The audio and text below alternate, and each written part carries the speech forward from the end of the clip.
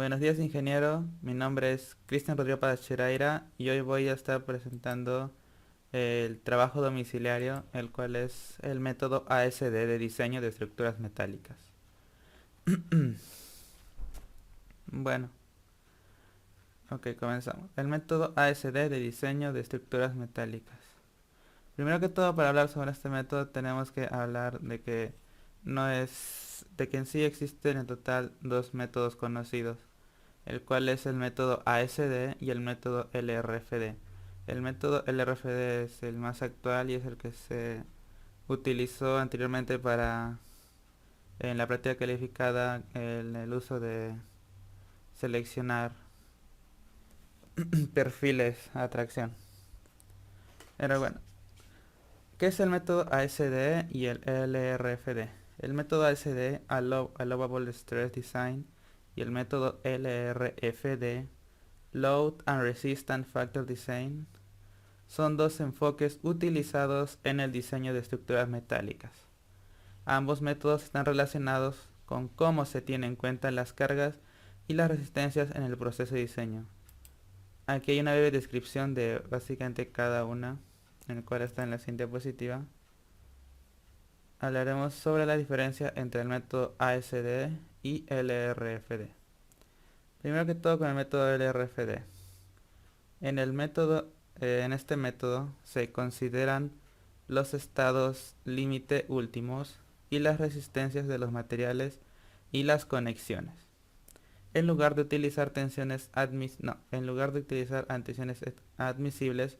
se usan factores de carga y factores de resistencia. Aquí se busca asegurar que la estructura sea capaz de soportar todas las cargas previstas sin alcanzar estados límite últimos. Aquí tenemos cómo este método utiliza el factor de resistencia y el factor de carga.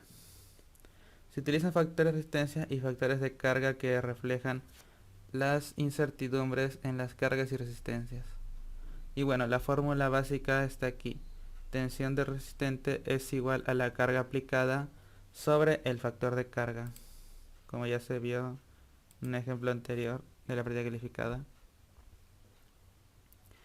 Y ahora, una vez ya conociendo esto, ahora pasamos con el método ASD.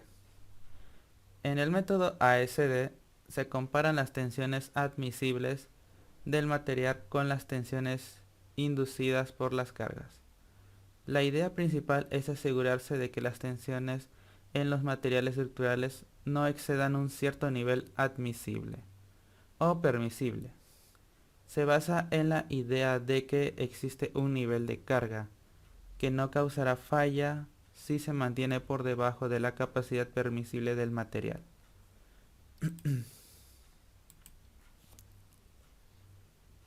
En este caso aquí en el método ASD, a diferencia del LRFD que se trabaja con factores de resistencia y factor de carga, aquí más bien se trabaja con un factor de seguridad, el cual más adelante lo vamos a ver que se utiliza desde 1.63 y 2.0. Bueno, factor de seguridad. Aquí en el método ASD se utilizan factores de seguridad para tener en cuenta incertidumbres en las cargas y las resistencias. El diseño se realiza considerando tensiones admisibles y aplicando factores de carga y resistencia. Aquí podemos ver a continuación la fórmula básica. Tensión admisible es igual a la carga aplicada, pero esta vez ya no va a estar dividido por el factor de carga, sino que será por un factor de seguridad. Una vez teniendo esto en claro, podemos pasar al código y normativa, el cual nos explica un poco sobre cómo se ven ambos métodos actualmente. El método ASD fue el método tradicionalmente utilizado y todavía se encuentra en algunos códigos y normativas, mientras que el método LRFD se ha vuelto más común y es ampliamente aceptado en códigos modernos y estándares de diseño.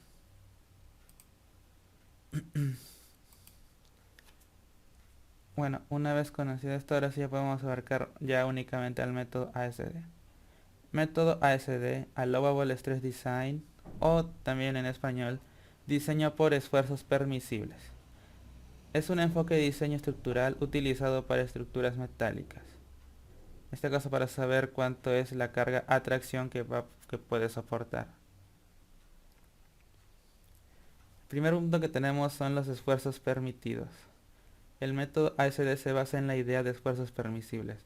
En lugar de calcular la capacidad última de los materiales, se establece un nivel permisible de esfuerzos que los materiales pueden soportar de manera segura. Luego, como ya habíamos hablado más antes, tenemos el factor de seguridad. Se utiliza un factor de seguridad para reducir la capacidad última teórica a un nivel seguro. Por ejemplo, si un material puede soportar 100 unidades de esfuerzo antes de fallar, el método ASD puede especificar un esfuerzo permisible de 50 unidades con un factor de seguridad de 2. En el punto 3 nos habla sobre las cargas de diseño. Las cargas aplicadas a la estructura se determinan y se combinan de acuerdo con ciertos criterios para representar condiciones de cargas realistas. Se consideran cargas de servicio y cargas de resistencia en el proceso de diseño. Después nos habla sobre coeficientes de carga. Este es otro punto que hay que tener en cuenta, el cual de que se aplican coeficientes de carga para tener en cuenta la variabilidad en las cargas y para garantizar un nivel adecuado de seguridad.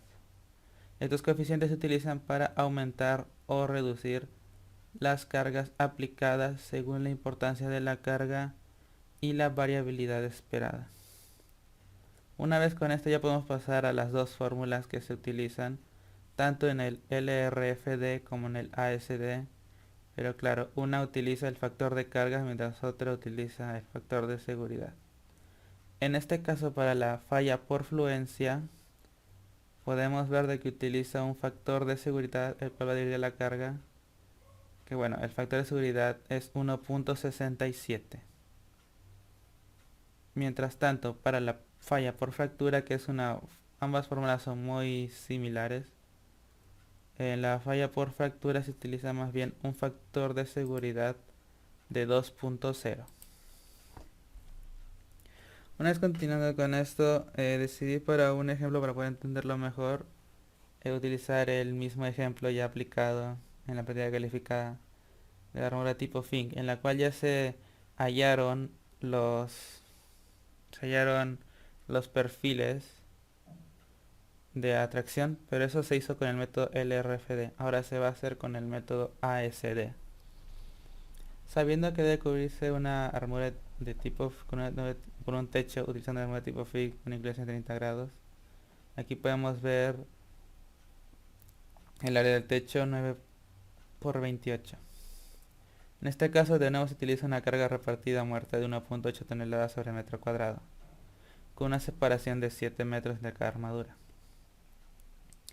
Podemos ver aquí en el número de armaduras que en total vamos a utilizar 5, debido a que al ser 28 metros de largo y que cada armadura tiene que tener mínimo una separación de 7, esto es perfectamente un número divisible, 28 es perfectamente un número divisible entre 7, dándonos en total más bien unas 5 armaduras en total que podemos colocar sobre el techo. Una vez que hallemos la carga total, que es, primero que todo tiene que multiplicar, o bueno, conocer el área del techo, 252 metros cuadrados, se puede hallar la carga total, el cual sería 1.8 toneladas por 252 metros cuadrados, cual nos daría una carga total a soportar de 453.6 toneladas sobre el metro cuadrado. Esta será toda la carga que va a tener que soportar las 5 armaduras. Un momento, ahora sí. Estas van a ser las cargas que van a tener que soportar las 5 armaduras. Pero ahora hay que saber cuánto es lo que va a soportar cada armadura por separado, que es 90.72 toneladas por metro cuadrado. Aquí podemos ver un diagrama sobre cómo se va a ver la armadura tipo Fink. Debido a que el ancho es 9 metros, pues ponemos 9 metros, el cual se va a dividir en 3 partes de 3 metros cada uno. Del punto A al punto B es 1.295 y del B al D también 1.295 metros. Una vez con esto se tiene que hallar cuánta carga específicamente, como, bueno, se tiene que dar las cargas puntuales para saber cuánto va a soportar cada nodo. En este caso podemos ver de que el nodo B va a tener que soportar en un área de 2.25 metros por 2.59 metros. Eso sería para los puntos B, D y F. Mientras que para el AG solo sería 1.125 metros por 2.59 metros. En los puntos B, D y F estarían soportando 528.671 libras. No, toneladas digo. Aquí dice metros porque la aplicación que utilicé no me dejaba colocar esa unidad. Mientras, bueno, continuando, los puntos A y el punto G van a estar soportando 264.335 toneladas. Y para allá los últimos cargas de reacción de, de los que vayan a sostener en el punto A y G, nada más sería sumatoria de fuerzas verticales. Ponemos todas las cargas puntuales como negativas, siendo la fuerza vertical de A igual a la fuerza vertical en G, siendo ambas positivas. Como ambas tienen una distribución de cargas equitativas, entonces nada más sería dividir la carga total entre 2.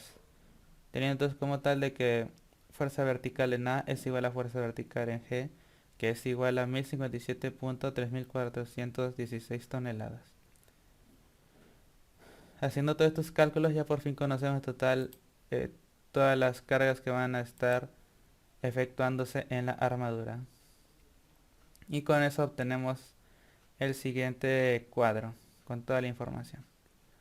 Una vez teniendo esto y como tenemos que seleccionar un perfil a tracción, utilizamos la fuerza en tracción más elevada que tengamos, el cual sería 1377.81, el cual está en la sección AC y en la sección eje.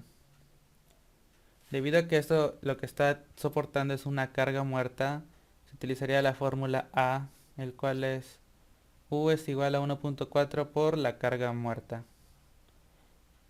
Entonces multiplicamos 1.4 por 1377.81 toneladas, lo cual en total nos da 1928.934 toneladas. Aunque claro, cuando queremos hallar la falla por fluencia y la falla por factura, el valor que nos da está en kips. Kips equivale lo mismo a kilolibras. Entonces tendríamos que pasar las toneladas a kilolibras. Si en total la carga a soportar 4252.57 kilolibras. Teniendo esto claro, ahora sí vamos a las fórmulas. Aunque claro, primero que todo, para la fórmula de falla por fluencia necesitamos saber cuál es el área que va a abarcar. Entonces ese sería el primer dato que tendríamos que hallar. En este caso, primero tuve que hallar algún acero que sea lo suficientemente capaz de soportar la carga. En este caso decidí utilizar el acero S235, el cual, como se puede ver aquí, tiene un límite elástico o FY de 235 y una resistencia a tracción de 360 hasta 510. Un momento, aquí hubo un error.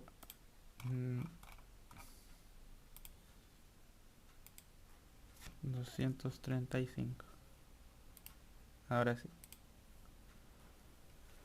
En lo cual aquí podemos ver la fórmula para hallar el área. Despejamos A sub G. El 0.9 es ya parte del propio valor. O sea, es lo que representa este símbolo. Por lo tanto, nada más tendríamos que reemplazar los datos. El FY, que es límite de elasticidad, lo reemplazo aquí como 235.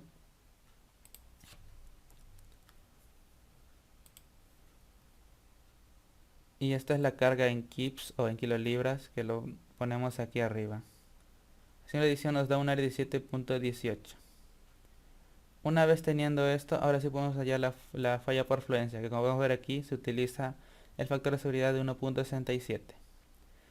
Reemplazamos aquí, de nuevo utilizamos el límite elástico 295 por 17.18, el cual es el área. Le dimos 1.67 y tenemos que en total es 2829.04 kips. Esa sería nuestra falla por fluencia. Y ahora más bien tendríamos que hallar la falla por fractura. En este caso se utiliza un factor de seguridad de 2. El FU es la resistencia a la tracción, en este caso se utiliza el 360. Ahora solo faltaría hallar el A sub E. En este caso, para poder hallarlo se decide utilizar un ángulo de 3×3 por 1/4 de acero A265, que está conectado con dos pernos de 3 octavos a una platina. En este caso las pulgadas del perno o su tamaño se le aumenta más 1/8 siempre.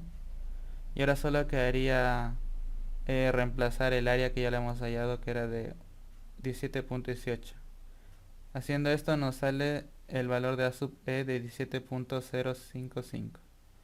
Lo reemplazamos aquí en la fórmula y nos da el valor de 3069.9 kips. Da por finalizado esta presentación. Muchas gracias.